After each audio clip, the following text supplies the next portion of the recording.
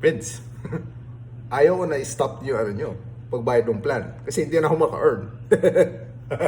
Di ba? Pero, that aside, okay? Depende sa inyo mga friends, no? Kung isa-stop nyo ba or papatuloy nyo.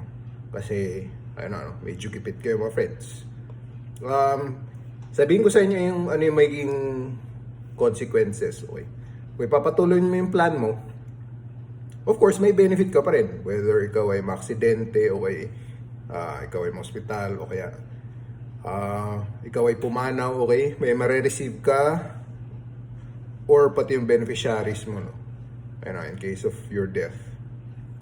So yeah, kahit medyo gupit, okay,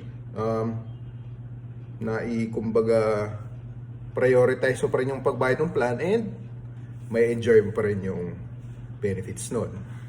Pero kung bibitawan mo na yung plan mo, okay, ikaw ay mag-stop ng bayad, obviously, marireap mo rin yung consequences ng mga friends, no? So, dahil hindi ka na covered, wala kang matatanggap, whether ikaw ay ma-hospital, ma-aksidente, o kaya naman for your beneficiaries, wala na silang death benefit, no? Kasi nga, hindi ka na covered, okay?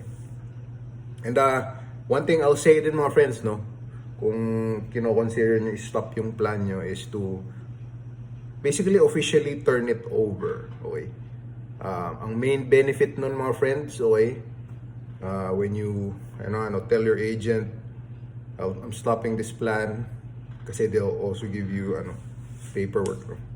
Main benefit nun is wala ka nung purgatory period, okay? This purgatory period, what I call mga friends, ito yung kung ipapalaps mo yung plan, may couple number of years na banned ka ng insurer.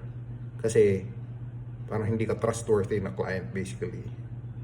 So ganun yun nun set up, right, mga friends. So yun. If stop mo nga yung plan mo, mas better to turn it over. Kasi ayun ang taro to.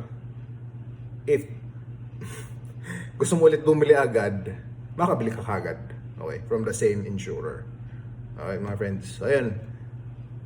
Yung pag-stop ng plan is up to you mga friends, no? I hope you make a wise decision. Okay, whether i-stop mo or hindi na. Okay, mga friends.